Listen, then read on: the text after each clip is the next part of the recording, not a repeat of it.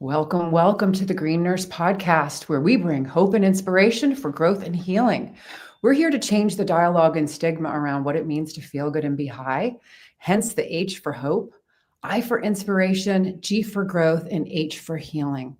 You deserve to feel good. We all deserve to feel good, no matter where we are on our life's journey. And here is a little video about what we do in the cannabis space as nurses. And then we're going to get started on our very, very exciting show. Partners in Health, here we come. Change the paradigm of healthcare.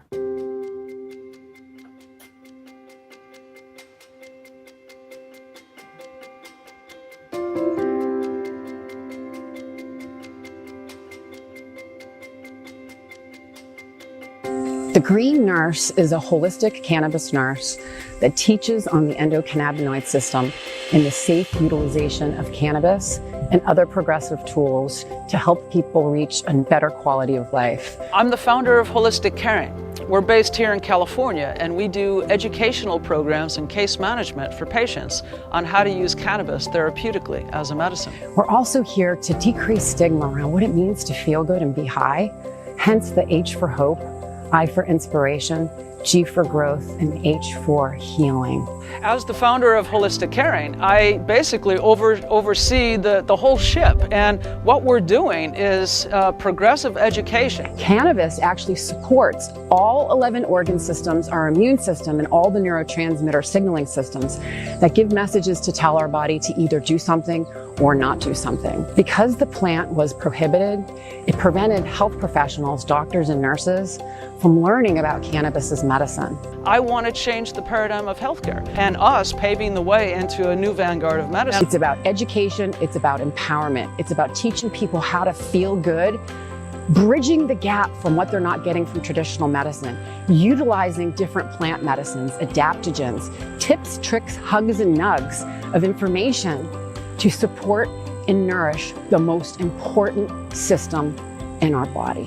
It's a lot of soul work, a lot of love, a lot of discipline, and meditation. I'm using my life work as a testimony to others to learn how they can be their own hero and then go help heal the world. And we are, as nurses, the game changers.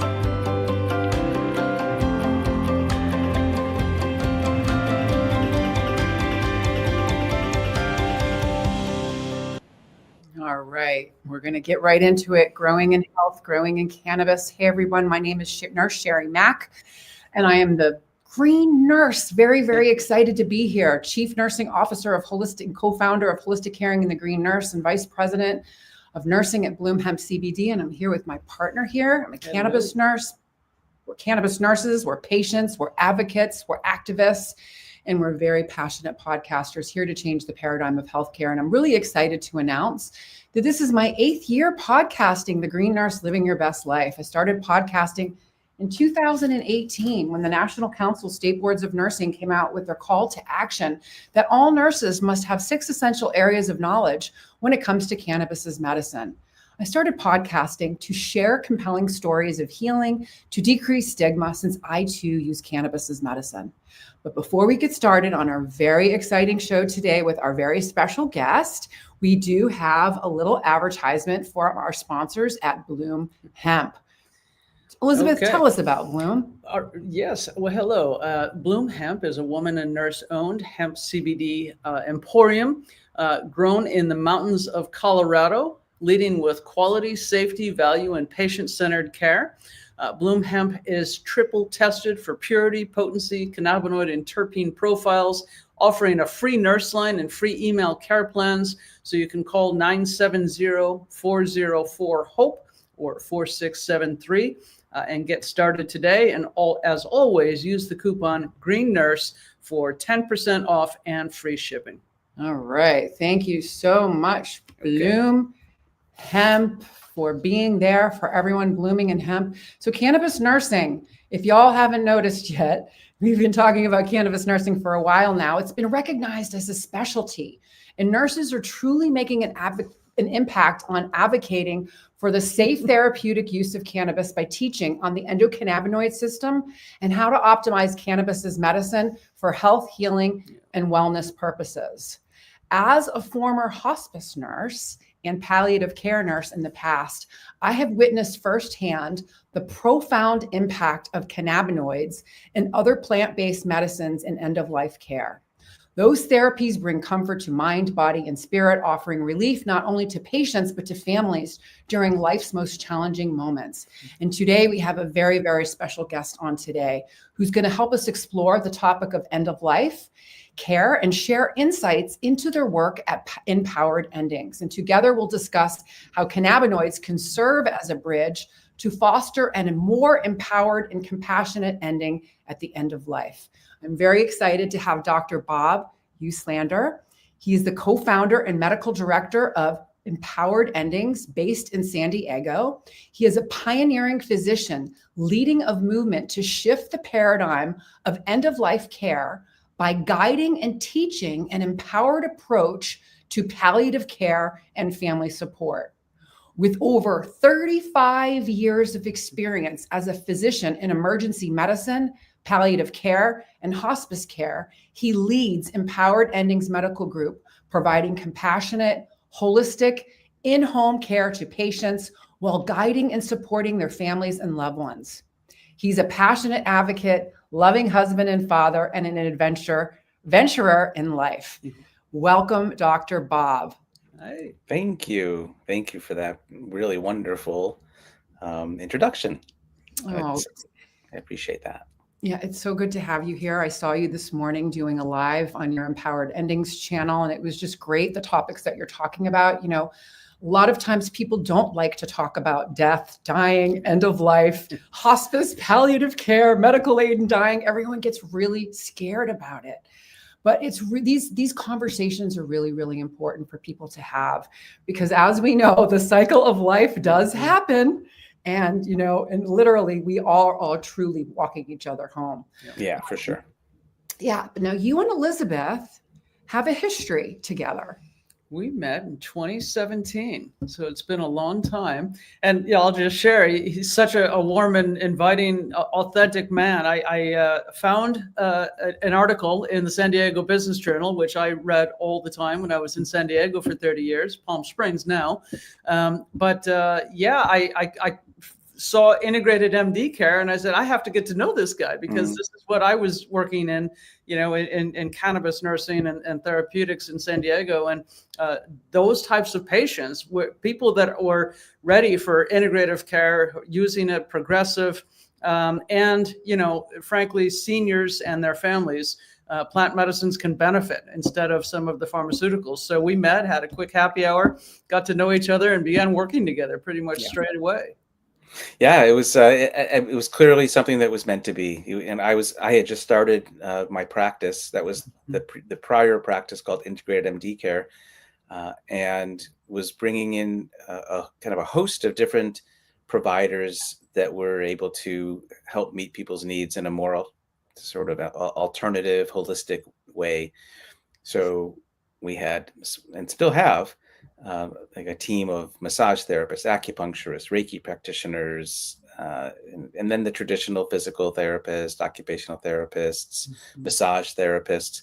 And it just felt very much like bringing in some of the alternative medicine options was something I was looking for. And you appeared, and the partnership that we've had over the years has been phenomenal. And you have supported a number of the patients that in our practice, and truly help them get off of medications that were harming them, that were extremely challenging, and get on to a more natural program that was able to really meet their needs in a much more gentle and natural way. So I'm very grateful for that, and I'm looking forward to continuing the collaboration. And what you guys have done over the last several years is just, it's so inspiring and phenomenal. And you're paving the way. You're teaching a new generation, and you're supporting all generations. So my hat's off to you, and thank you. We are. Thank you. Yeah. So what was it like working with Elizabeth? Well, you know, she was like one of us. It was pretty clear. She was passionate. She was driven, still is. And, you know, with the way that our model works, we pride ourselves on really showing up for people and giving them our all, and not holding back, not hiding behind the constraints of the healthcare system. We pride ourselves on just being fully present and engaged. And Elizabeth was very much like that. And somebody needed something, and she was there in a heartbeat, and really 110% all the time. And the results kind of spoke for themselves. The patients were generally much more comfortable. They loved being able to get off of the prescription medications that had unpleasant side effects and addictive properties, and doing something that they might have had some reservations because of the stigma that cannabis had when they were raising their children, and we were hearing all the horrors about drugs and the gateway drugs. But once they opened themselves up to it, and they came to trust us, and they came to meet Elizabeth and trust her, the impact was dramatic, and it continues to be. Nice. Yeah, so heartwarming to hear, because those were some wonderful years when I was in San Diego working, in the pocket with you, trying not to geek out with too much science as well. Yeah, well, that's who you are, and there's so much science there, and you had to, in order to become credible, in order to be able to teach what you've taught, you needed to, and it served you well. But yeah, getting them to warm up and open up and be open was a victory. And I'll remember some of the stories as we go. But there's one who lived right in La Jolla at the Cove, and she's like, I felt like I wanted to go dancing again. Just to be able to hear things like that. It's just, that's why we do what we do. And not to necessarily wean off the pharmaceuticals completely, but definitely reduce dose. And that's what we're all about. Yeah, so absolutely. Well, and what was it like working with Dr. Bob? Oh, amazing. Yeah, like I said, warm, caring, he'd drive up to Orange County in a heartbeat, just able to sit down and soften the anxiety and the fear that was going through people.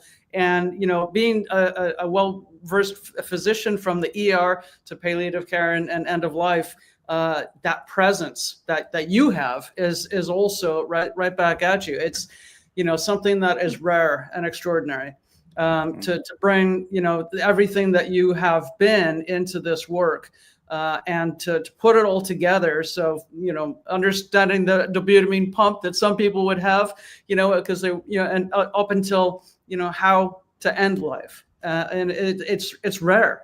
You're a gem. Thank you. Which leads me to the question of, wow, emergency room saving lives to palliative care, hospice, medical aid in dying, helping people to die. Tell me about the transition between those two. Because they're very, very different. The focus is completely different, like, mind, body, spirit, biopsychosocial, spiritual differences in saving a life versus helping someone to go cross over to the other side. Well, it has been a very interesting journey, and one that I would not have anticipated. But it's interesting. Emergency medicine, yes, there are an important part of that is being able to identify when somebody has a life-threatening condition, and doing everything you can to try to save that life. People come in after car accidents and falls and boating accidents and heart attacks and strokes, and you have to be able to be very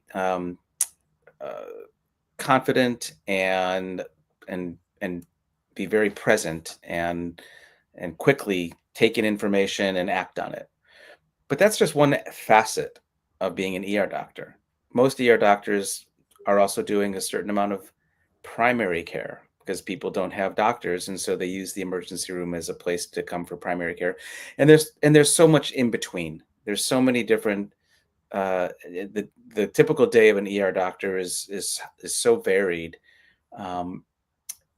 And granted, we did see a lot of life and death situations, but we also see a lot of people coming in because there's no other options for them. And the healthcare system is so broken and so overburdened, and doctors are so pressed for time that many of the things that should have been taken care of in an office or by a doctor just talking to the patient or family, that doesn't happen. And so they end up in the ER. And over the years, I saw so many people coming into the ER, being brought in by families or being brought in by ambulances, and they had no business being there. Yeah. That was the last place they should have been. And when you get to the ER and you can't really advocate for yourself because you're too old or you're too weak or you're too ill, the system just kind of has its way with you. And I saw that happening over and over and over. And I became just really dismayed about what was happening. And when I was a young doctor, I had a lot of energy and a lot of adrenaline. I loved the pace of it. I loved the variety of it. And over time, I just found myself getting a bit disgusted with it, and with the way the system was just kind of putting people on a conveyor belt, and there was there was very little or no attention to what was right for them. And I found myself getting really drawn to supporting and engaging with mostly the older people who were coming in and didn't have anybody really honoring them or trying to find out who they were, what they wanted, what was quality of life, what is this a life that they would have wanted to be prolonged at all costs. And those philosophical existential questions kept coming. And I had an experience about halfway into my 25-year career where a good friend of mine died of melanoma at the age of 32. And Darren had 3 young boys. They were 5, 3, and 1 at the time. And I was honored to be able to come into his life and his family's life and help guide him through his last months and be with him when he took his last breaths. And we created this amazing experience for Darren and his family. And I got to participate, and I brought in the hospice company in this little town. And that was my first exposure and the first time I got to experience a beautiful death, because I hadn't had any family members die that I was around for. And in the ER, there are no beautiful deaths. Yeah. So this was a transformative experience for me. And it planted a seed that over time kept germinating and kept growing.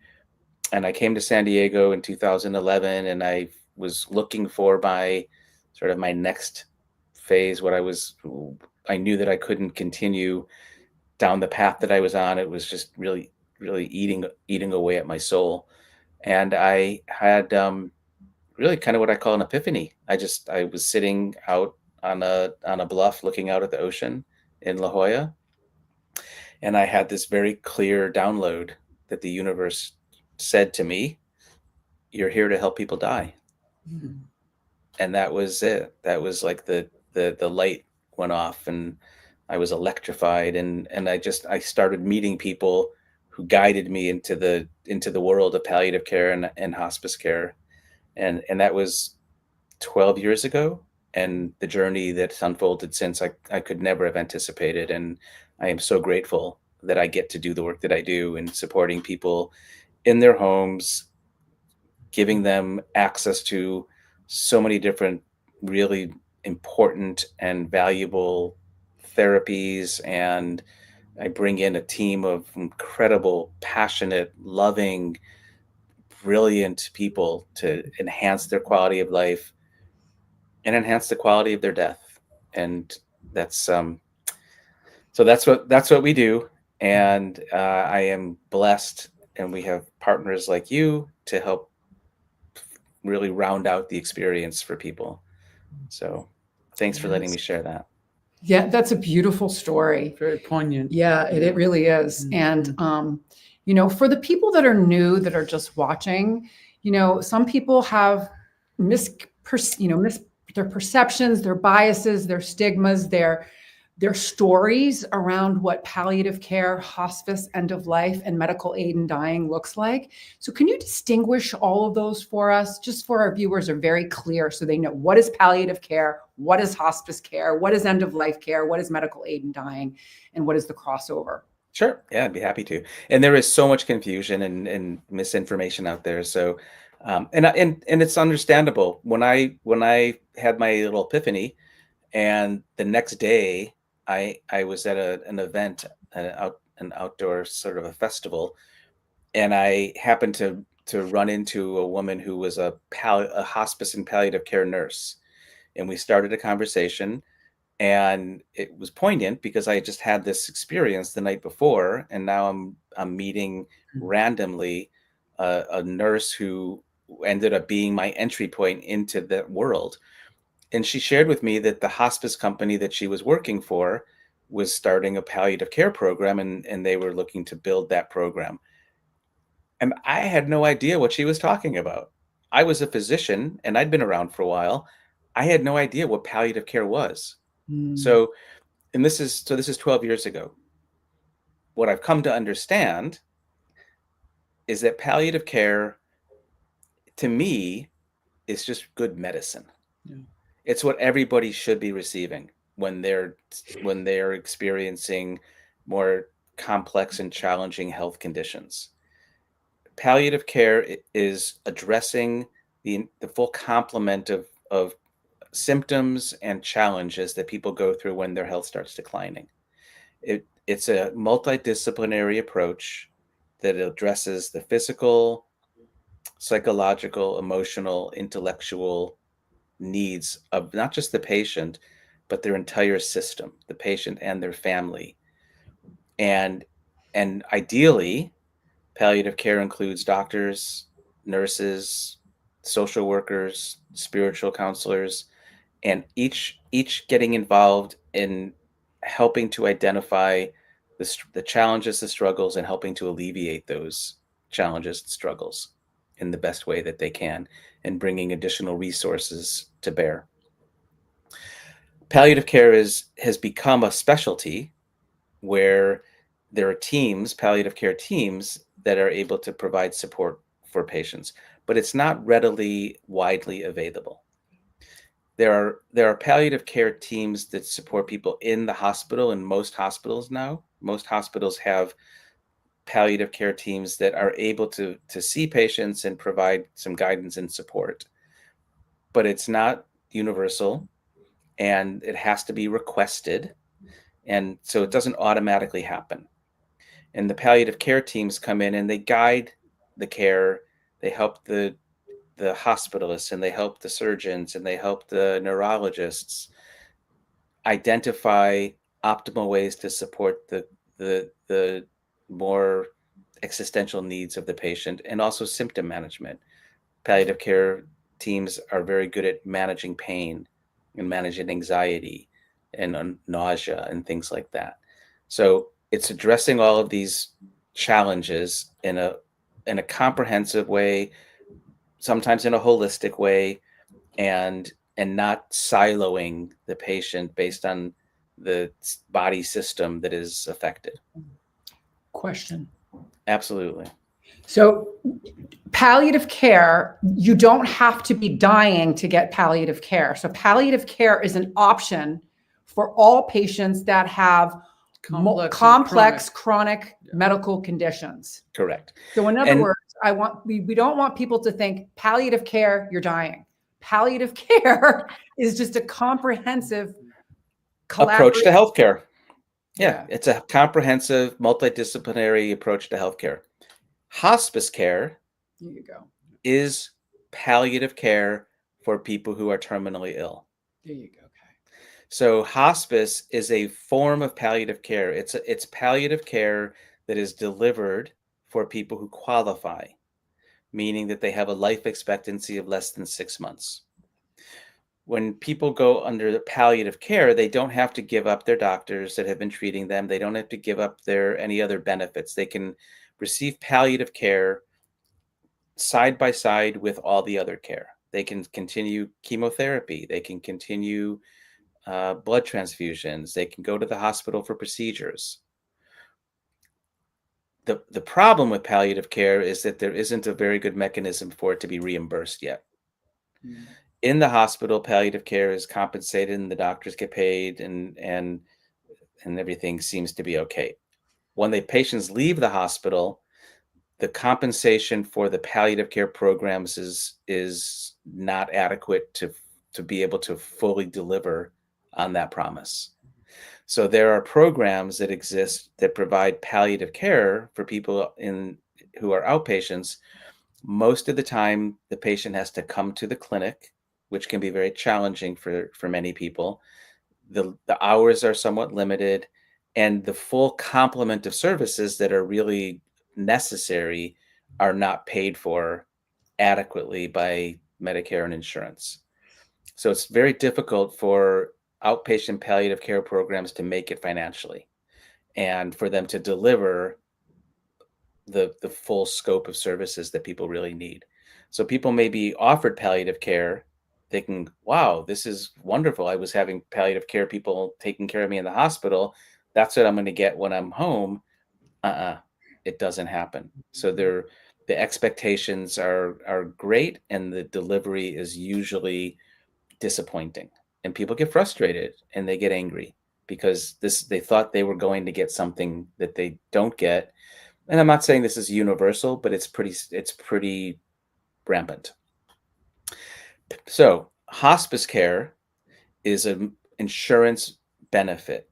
It's an insurance model that provides a more comprehensive approach to care for people who have a life expectancy of less than 6 months.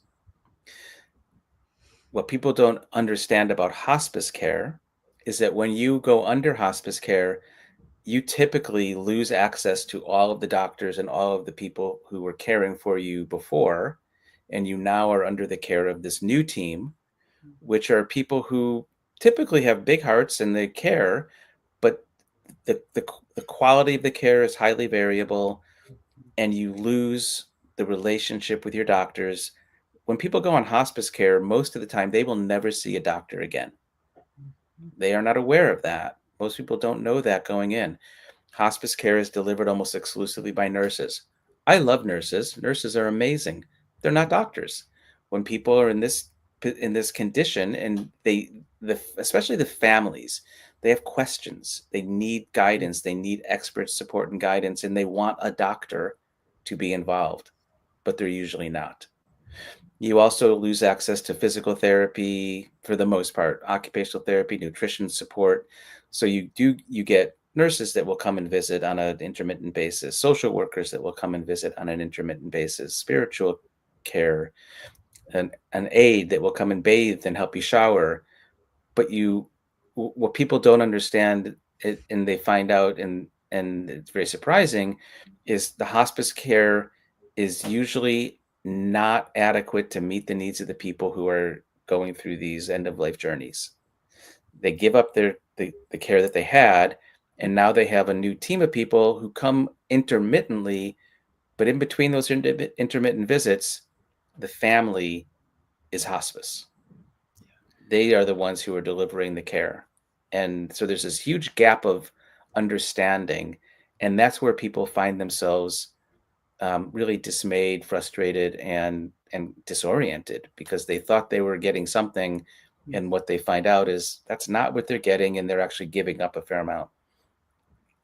I say this with an understanding that sometimes people have phenomenal experiences on hospice, and there are amazing people who deliver hospice care, but the system is overburdened and it's broken, and there are not enough people and there's not enough money to support people the way they need to be supported. That's where we come in. We provide support that is not constrained by what insurance will pay. We're able to kind of wrap around and be advocates for people so they have access to a team that will be there for them whenever they need it, regardless. I sure could have used you for my mother. She died in Tucson, and when we transitioned her to hospice care, she had vascular dementia, metabolic syndrome, were her two main things, diabetes. But they stopped her memantine, her donepezil, and they stopped her metformin. And in retrospect, she had a sharp cognitive decline, and of course gave her OxyContin every 4 hours. So here we were managing, blood sugars and cognition, and then we took it all away and gave her OxyContin, which then made her incredibly delusional and paranoid, and forced her into a home for the last 60 days. And I regret that to my dying day. And that's why it's so important to me to help people die better. Yeah. Well, yeah, when you have personal experiences like that, it's very poignant. And I had my own personal experience with my friend Darren, and then my parents, and they were my teachers. They taught me. I was able to understand what it's like to be a loved one trying to provide support for your parents. And even though I was at that time very well versed in healthcare and thought I knew what we needed, I still found myself at the mercy of the system. And I learned. My mom had a very challenging, difficult, traumatic end of life experience, and my father had a very beautiful, gentle, kind of like the gold standard. And both of those have informed me. This is what I don't want people to experience, and this is what I do, and what can we do to avoid that and have more of that. So a lot of us learn from the experiences of our own families, of what we want and don't want. Yeah. Well, tell us about the next step then. What is medical aid in dying? Yes. Yeah. So how does that fit in?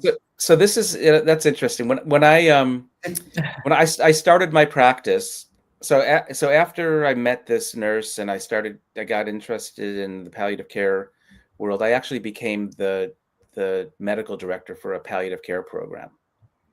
After not knowing what palliative care was, a few months later, I was now totally immersed in it and passionate, and I helped to grow a palliative care program that was part of a traditional hospice program.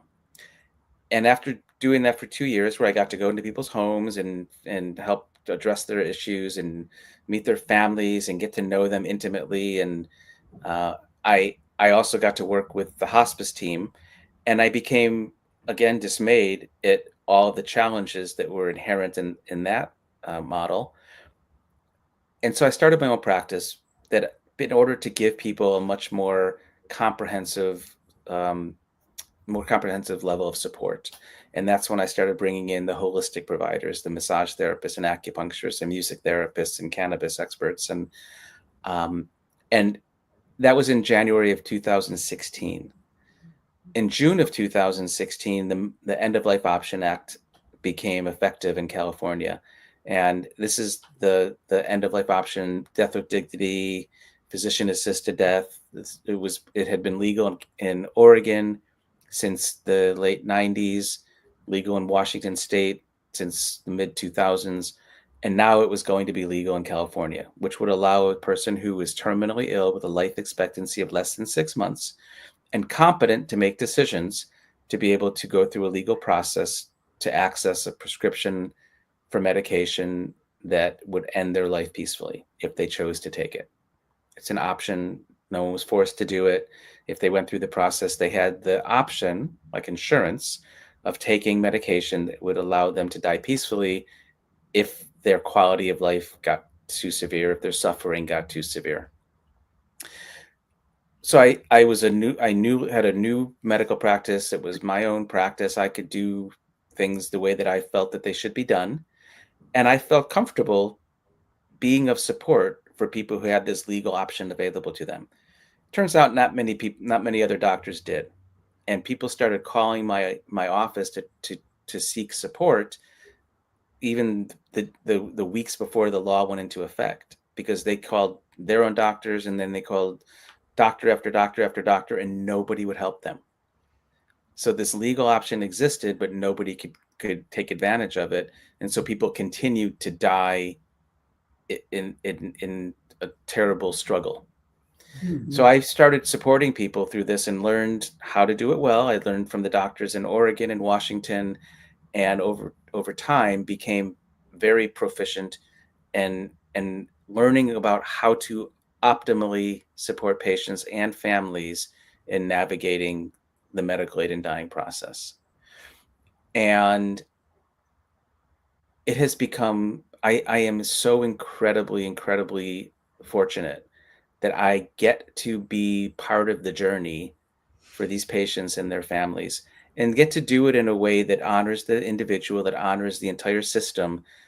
And and now my team and I, we recognize the things that cause the most stress and trauma for people, and we do everything in our power to alleviate those things by preparing people, providing counseling, grief support, bereavement support. We're with the patients and families at the time they choose to take the medication, so we're there to be this loving, supportive presence. So medical aid in dying is a legal option that is now available in 10 states plus Washington, D.C., for people who are dying and they just want to be able to control the time, place, and circumstances around their dying. I've been with hundreds and hundreds of patients and families through this, and it is truly a it's a mitzvah to be able to do this on behalf of these patients. I don't do anything other than give them the option. I facilitate the option to have this medication if they choose to take it. We're not encouraging, we're not promoting, we're facilitating people being able to take advantage of a legal option that is right for them. It's not right for everybody. There are many people who wouldn't choose that path, and I completely honor them and I understand. But for those who do want that option, which is the majority of people in this country, Yeah. not letting them have access to it seems to me to be a crime against humanity. Yeah, I totally agree. So I know you can't share, you can't disclose patient information, but let's just share what a story would look like. Say a patient came to you, like what is a typical medical aid in dying situation experience kind of look like? Can you walk us through that? I can. And I'll share with you that there's a lot of, there's different, there's different typicals, right? I would say that about half of the people who come to us for support are ready to die because they're dealing with advanced pancreatic cancer or advanced heart disease, and they're filling up with fluid and they can't breathe, and every moment is a struggle. Or they have a brain tumor that's basically tearing apart their ability to function, and they're losing their ability to communicate. And they know that it's just a matter of time before they completely lose their capacity to communicate and to make decisions. So there's about half the people that come to us are looking for a quick exit. They want to have access to this medication soon because they feel like they're going to lose the opportunity if they don't do something, and they're suffering. Their life has become unbearable and they're suffering and they want out. The other half of the people who come to us are looking for, they're like buying an insurance policy. They have a terminal condition. They know that their life is coming to an end, but it could happen in a month or 3 months or 5 months. They know that things are changing and they're likely to change more dramatically, and they want to be prepared. They don't want to die like their parents did or their siblings did. They don't want to just sort of waste away and have the healthcare system control their end of life journey. They don't want a default end of life. They want to have control. They want to be empowered to go out on their own terms. So they go through the process. It's not quite as urgent. It's not quite as hurried. And they get access to the medication. They may keep the prescription at the pharmacy. They may want to have it so that it's at home, nearby, because things could change precipitously, and they want to not have to worry how long it's going to take to get the medication. When the first half, the people who are in that first group who want to go quickly and are ready to go, the way that the law was first written, there was a waiting period between the two visits that the attending physician could have with them of 15 days. So if a person made a request for the medical aid in dying drug, they had to wait 15 days in order to make a second request. And then there was a second doctor that would need to see them at some point and confirm that they qualified. Many people who started the process couldn't make it the 15 days and ended up dying or declining to the point where they couldn't proceed and follow through, which was very challenging for them and for their loved ones. In 2022, there was an amendment to the law that shortened the waiting period to 48 hours. Nice. So now people can get through this process much more quickly. Still, some people start the process and the next day they slip into a coma, or they're too confused, or something changes. And I think part of what happens in my experience is that when we have these conversations and people know that they're going to have support, and that their suffering is coming to an end, there's something that relaxes in them.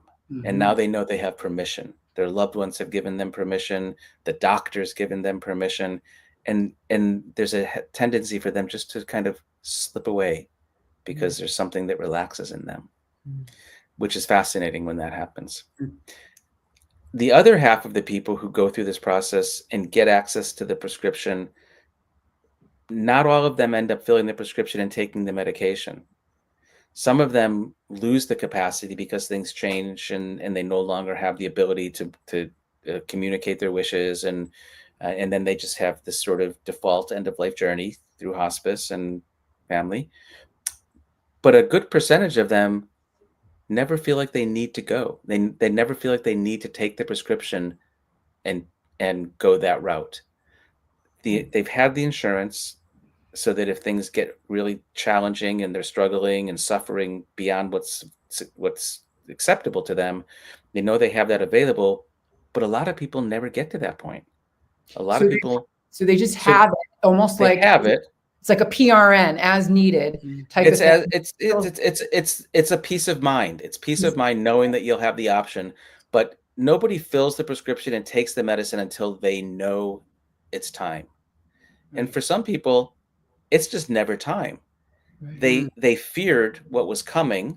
They feared that because of the heart failure, because of the cancer, because of the neurologic condition, that they're going to develop, they're going to experience pain, they're going to experience struggle. And not everyone does.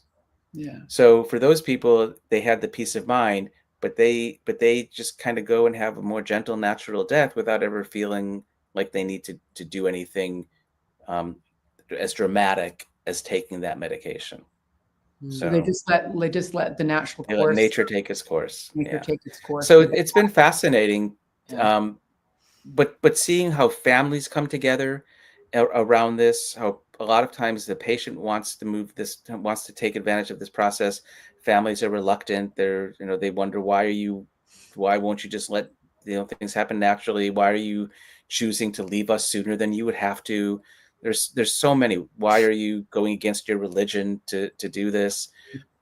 Part of our job is to help everybody kind of get on the same page and find a way to support each other. And I'll tell you, one of the things that people share with me is after they've supported a loved one through this process, they are so grateful that their loved one was able to be conscious and alert and communicating with them moments before they slipped into this state of sedation, and then shortly after stopped breathing and died. The last words they utter are, "I love you, thank you, you are my angel." The incredible, beautiful experiences that people share in these transition moments is something that no one's expecting it. No one knows how it's going to impact them, but it is so powerful, so powerful. Just drew a tear from my eye. Yeah, no, it's hard, you know, and I wish I would have had the option for my mother. I would have done this in a heartbeat, you know, and I'm wondering, you know, with the vascular dementia, she had no short-term memory, but cognitively could sit there, carry out a conversation, understand things. I was wondering if she would have qualified. Yeah, that's the question. What about Yeah. patients that have dementia? Because she died of pancreatic cancer, and Yeah. you know, I remember when the fluid shifted and her legs were like, you know, huge, and then that all just went into the chest, and then she eventually stopped breathing with one last shot of morphine. It was all over, and we didn't intend it, but you know, and it's terrifying as the daughter by her side. Like, God, I wish I could have done things differently. Yeah. Which is Well, about- so the issue of dementia is a complicated one, and the qualifications for somebody to participate in medical aid in dying are they have to have a terminal condition with a life expectancy of less than 6 months, and they have to have decision making capacity. They have to be able to understand what they're asking for and the consequences of their actions. So if you have dementia, that doesn't necessarily mean that you don't have decision making capacity. right. If the earlier with Alzheimer's or vascular dementia, Lewy body, early on, you often, not always, but often retain decision-making capacity. You may not remember that you met somebody the day before, or you may not remember the combination, you know, to a lock, but you remember, you know that the experience that you're having is not something that you want to continue. You understand that you have a choice of whether to go through this process. It's up to the attending physician and the consulting physician to determine if they believe the person has decision-making capacity. And if there's a question about it, then they're required to refer them to a psychiatrist or clinical psychologist for a expert opinion. But the only way that somebody with dementia will qualify for medical aid in dying when they still have decision-making capacity is if they also have a condition like pancreatic cancer or something else that is going to end their life within that 6-month time frame. Because for the vast majority of people with dementia and cognitive impairment, when you still have decision-making capacity, you don't have a 6-month prognosis. By the time it's clear that you're likely to die within 6 months, you no longer have the ability to make informed decisions. So it's a major problem for people with dementia being able to have an empowered, dignified end of life experience. So that Voluntarily stopping eating and drinking is one of the options that still is available, and we've supported many patients through the voluntarily stopping eating and drinking process as well. I want to talk about that, but I want to get back to the patient with dementia. So would they ever honor like a living will? So for example, if someone had an advance directive that said, I want medical aid in dying if I get dementia and I can't make decisions for myself anymore. I mean, would that ever be legally binding? Well, yeah, let's talk about the legal No. process. No, It is not legal. It's very clear in all states that have a law that allows medical aid in dying in this country. It cannot be put into your advanced healthcare directive. It's not something that somebody else can do to or for you. You have to have decision-making capacity and be competent at the time of the requests to the physicians and at the time that the medication is ingested. all right. It's very clear. Yeah. Okay. All right. So no advance directives.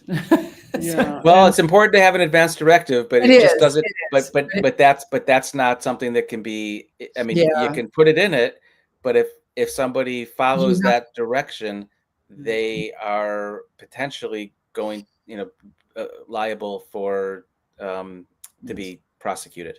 Yeah. So, Got it. it's not something that I would recommend.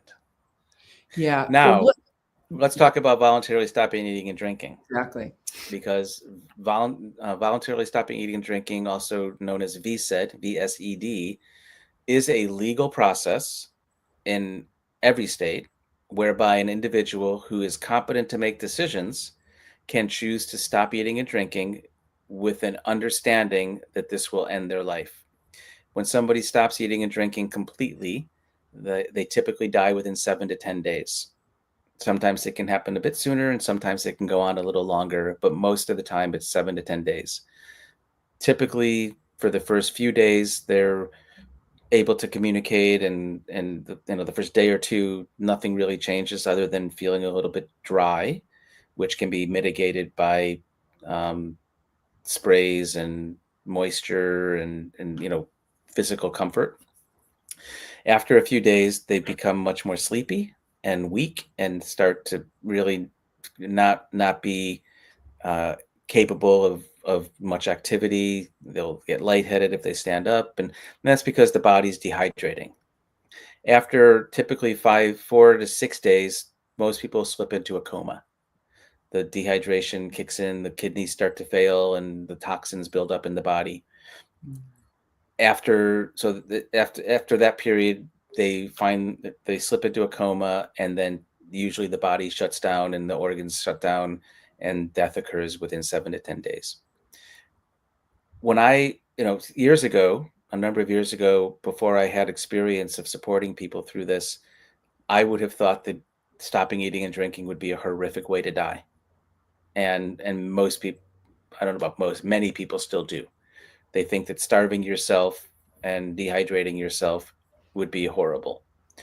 And without support, without proper support from knowledgeable healthcare professionals and the right approach, I think it would be pretty miserable. I've had the opportunity and the privilege of supporting dozens of patients and their families through this process. And I can tell you that it is not painful for most people. It is not horrific for most people. With the appropriate guidance, support, appropriate medication, a team of healthcare providers, including hospice caregivers, nurses, and the right guidance and counseling for the families, it actually can be a beautiful, life-affirming, empowering process. When patients make this decision, and I can share with you why people might make this decision, and their families support them, there's magic that happens. There's transformation that happens when a loved one or a family is able to be there in support of a loved one who's decided that it's time to go, and allows them to go down that journey and spends the time with them as they're becoming weaker and becoming more impacted. And it's kind of like the same level. It's the same level of gratitude um, and compassion that it takes to support a loved one through medical aid and dying, but it just happens over a longer time period. With medical aid and dying, you get to this point where the person makes the decision. They prepare, the medication gets prepared, the family comes around them, they drink the medication, they fall asleep within a few minutes and die typically within a couple of hours. With voluntarily stopping eating and drinking, it's kind of a similar thing in terms of what happens, but it takes place over days instead of hours. Right. And to me, it is more challenging just because of the time frame involved, and after the person falls into that coma, the loved ones need to be supporting them, and they basically are watching their loved one, their body just giving way over a period of time, when I think their spirit has already sort of left the room, Yeah. and just watching and comforting and supporting, but that can be challenging for them. Even if the person's comfortable and they're receiving medication to keep them comfortable, watching a loved one kind of wither and die over a period of days is challenging. But when you know it's what they've chosen, when you know that they're making this choice because the alternative is unbearable, and they know that they feel that it's hopeless, it's a life affirming thing to be able to support a loved one going through that process. Wow. The people who choose this, the people who make the choice to do voluntarily stopping eating and drinking, mostly either they live in states that don't allow medical aid in dying, so they don't have that option. They have a condition like dementia, which will not qualify them for medical aid in dying. So there are people who have been diagnosed with dementia. They're losing capacity. Their life is becoming much more limited, and they know what's coming. They are well aware of what the future holds for them and their families, and they don't want to do that. So even though their life expectancy is in 6 months or less, they get to a point where they know that if they don't do something and they don't take this action, they will slip into this state of where they have dementia and they can no longer make choices for themselves. And then it's on their families to do what they would want them to do. And many families just can't do that. Yeah. Wow. Yeah, it's a lot. That's And a lot. it starts with a conversation. It Yeah. all starts with a conversation. And people should not be shying away from having these conversations, because if you don't know what's possible, if you don't know what the parameters are, you're just going to be another statistic. You're just going to be pushed along by the healthcare system. You're going to end up, you and your family are going to be victims of this default broken healthcare system, which, Yeah. you can get lucky and things can go well, but far more often it doesn't go so well. Yeah. So, I mean, what I'm celebrating here is I see, just think about when women are giving birth into this world, we plan it. It's this big to do. We're preparing, we're planning, we're doing Lamaze classes. We're decorating, we're celebrating, we're bringing life into this world. Well, it's the same thing, except for backwards, right? Yeah. We're birthing into another world. And from a healthcare systems standpoint, right? My MBA is in healthcare administration, and as we're reflecting on this conversation, it's, if we could do it right, if we could put more resources and advocacy and structure and explaining, death doulas and all of the different components that we could be talking about, as opposed to more pills and procedures, more trying something that we know isn't going to work. That is costing us enormous amounts. Right. We spend $4.5 trillion in healthcare in this country, and our outcomes are not what we desire or deserve. Yeah. And if we shift and allocate some resources, we can fund companies like yours. Yeah. And a significant portion of that 4 trillion is spent in the last months of life. For people who are putting them in the ICU and doing treatments that are futile and causing more suffering. Yep. So, and that's a big part of what we're trying to do. Empowered Endings is a collective it's about education. It's about educating people about the realities, providing resources, providing financial support, so that the end of life doesn't have to be this painful, isolated, and scary journey.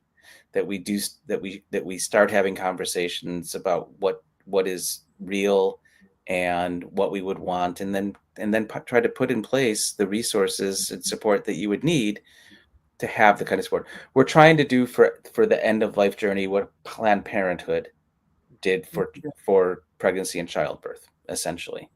Makes so much sense. And what states is this available in, with respect to medical aid in dying? And then how do people find you and work with you? So medical aid in dying is currently legal in, Hawaii, California, Oregon, Washington, New Mexico, Colorado, Montana, a different version of it, but it's still available, New Jersey, Maine, Vermont, and Washington, D.C. Vermont and Oregon do not require people to be residents of those states. All the other states do require residency, and you have to be an adult. But getting residency in California is not terribly difficult. It doesn't require buying property or, a lengthy process. You can basically come here and sign a lease so that you're showing that you're planning to remain in California for the duration of your life. And so those are the areas where it is legal.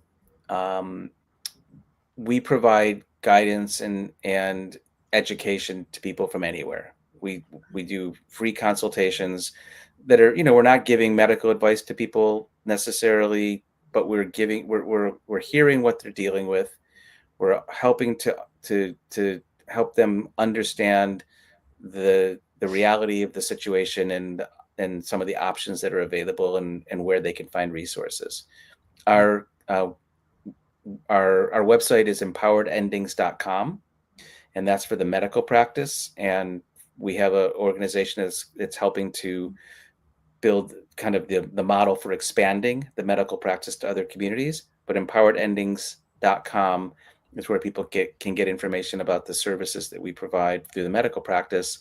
Empoweredendings.org is the site for the foundation, which is education. We're just in the process of hiring an executive director and dropping seed money into it so that it can really grow and increase the capacity. And I am extremely excited. My wife Elizabeth, is the chairperson of the board, and there are amazing, phenomenal things happening with the foundation right now that I'm really, really excited about. Wonderful. We love Elizabeth too, and can't wait to see what follows, because I know it's going to be priceless and extraordinary. Yeah. Well, our partnership is wonderful. It's very important to us and our partnership. And I'm excited about all the things that you bring and that we're going to be able to do together in collaboration and support of people who are struggling and educating. And I'm really excited about it. So we're coming to the end of the show. So what are your views on cannabinoid therapeutics for end of life care, palliative care, hospice care? Yeah, I'm a big fan. You're a big fan. I'm a big fan. I have seen the results. I have seen how, and not every single person, not everyone's going to benefit from every therapy that's out there, but this is it's a natural substance. It can be titrated very well. The side effect profile is very safe. I have seen people benefit enormously. And, I typically refer patients who are dealing with a host of a variety of different challenges. Sleep issues, the CBD and the cannabis products are extremely effective. Pain, there's the anti-inflammatory property. I've seen people who can get off of or at least reduce the amount of opiates they're taking for pain. Appetite improvement, nausea, the gels and the topicals are often very effective for the muscular, aches and pains, and for many people it helps with anxiety, and it just helps with a sense of enhanced experience of life.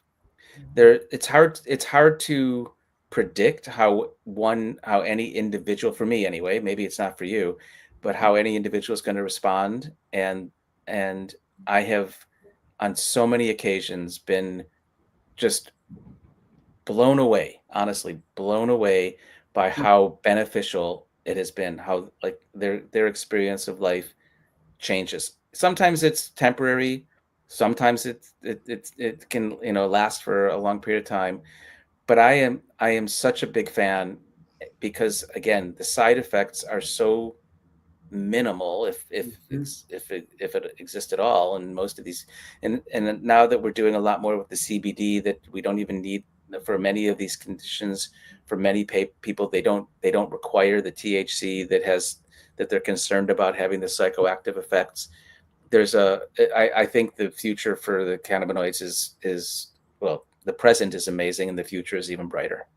So and really it is about the future, because we're just scratching the surface. And when we talk about CBD, CBG, CBN, some of the other things that are the minor cannabinoids and terpenes and components, and the different routes of administration. You don't have to smoke a joint. You don't have to even take gummies. Although, speaking of Bloom, the T65, 50 milligrams CBD, 5 CBG, 5 CBN, 5 THC. So there is that component of THC that helps with sleep and pain and nausea specifically. But it takes away the fear of people. I don't want to be high. And I can't tell you how many patients, I'd go to their house and I don't want to get addicted to anything, that has a 3-month lifespan left, and I just smile and just give them a hug, because, it's like, you're not going to be addicted. We're going to do this together. You're going to be safe. And we're really looking forward to the 2 events coming up in your network at Empowered Endings on June 10th, talking about cannabinoids and the therapeutic use at end of life, and then 17th, psychedelics. And people have access to them, and we're going to talk about how they can be useful, as well as some of the research, at Johns Hopkins and the Imperial College of London and that sort of thing on end of life and psychedelics. So we're looking forward to those 2 workshops. And yeah, then as are we. Looking forward to having Elizabeth on, your wife. She's going to be coming on next month to share her story of Beautiful. empowered endings and do us a little bit more educating around what empoweredendings.com and empoweredendings.org, the foundation, is up to in her role. So we're really excited for that as well. Yeah. So gosh, beautiful. It was very heartfelt, very heartwarming. We got some tears out of you. Yes. Yes.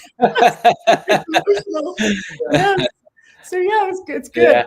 I got it. Again, I find myself in tears, not infrequently. I just, like today, I just had 2 new patients that I get to meet with, and they're these amazing men. They both were men in their 80s, 90s, who are like mere shells of the person that they were, and now they're bedridden and they're in pain and they're wearing diapers, and they know that this is the way it's going to be until they take their last breath.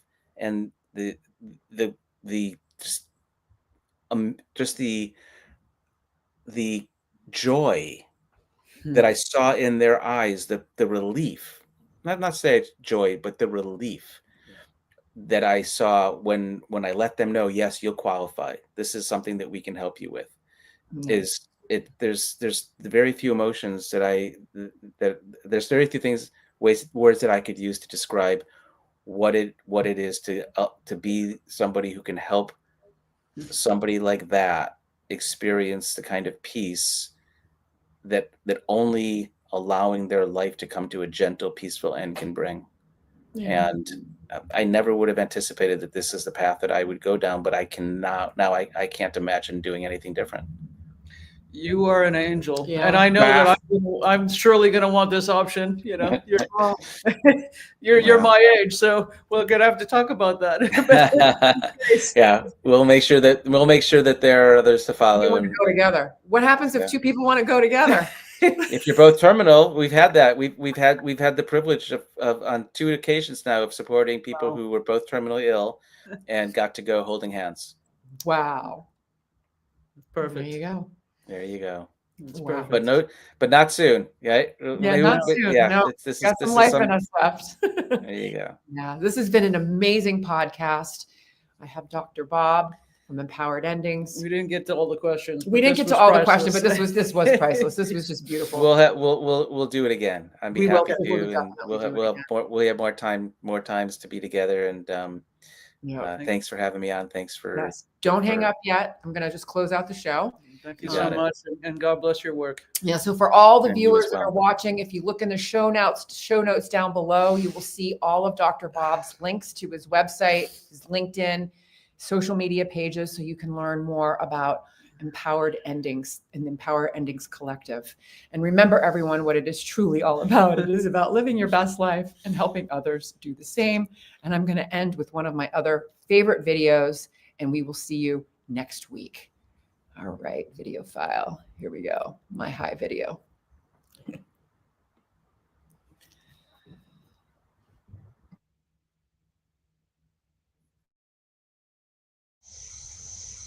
We're here to educate and empower patients to make choices that are best for them. We're also here to decrease stigma around what it means to feel good and be high. Hence the H for hope, I for inspiration, G for growth, and H for healing.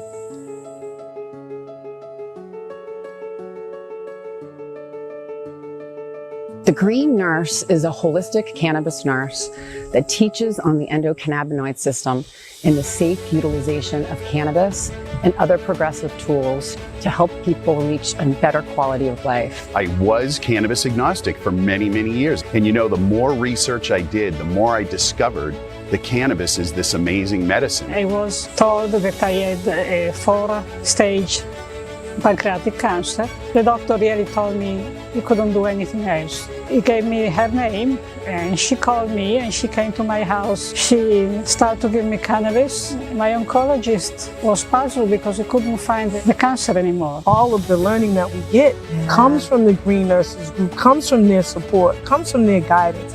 I trust everything that she says. Simply meet people where they're at. The plant doesn't, stress to grow, so we don't stress to share it. We're healing people. Cannabis has been used as a medicine for tens upon thousands of years. Here's the big message. Cannabis needs to be federally legal. We need to have laws that are the same across all 50 states that allow access to anyone and everyone who wants to utilize this powerful medicine.